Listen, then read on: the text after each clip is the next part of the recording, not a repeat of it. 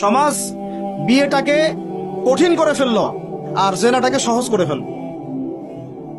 বিয়ে কঠিন হয়ে গেল, এরা এখন বিয়ে করতে পারবে না চাইলে।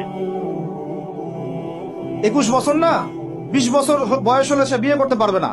20 বছর একটা ছেলে আগামীকাল এই তথাকথিত ভালোবাসা দিবস পালন করতে পারবে, জেনা করতে পারবে।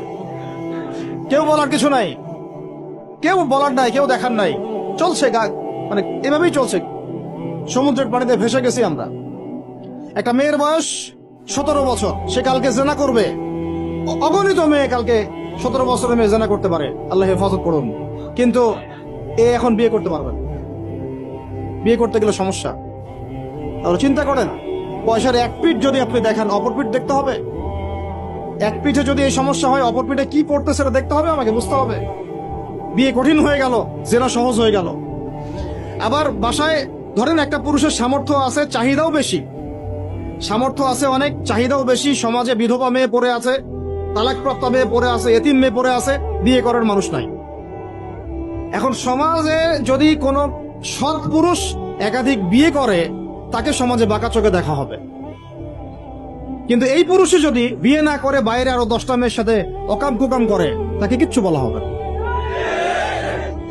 বলেছি আমি, কোরআন একদিকে, সুন্নত একদিকে, ইসলাম একদিকে, সমাজ, এই সমাজের তাকদীর খারাপ। এভাবেই নবী সাল্লাল্লাহু আলাইহি ওয়াসাল্লাম পেরেশান ছিলেন কিভাবে সমাজের মানুষকে ফেরানো যায়।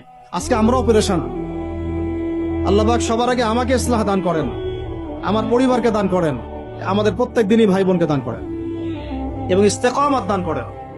আল্লাহুম্মা সাব্বিতনা ওয়াজআলনা হাদিয়ান ওয়া মাহদিয়া, আমিন ইয়া রাব্বাল আলামিন। তো এখন কথা হচ্ছে, এগুলো চলছে আমাদের চোখের সামনেই।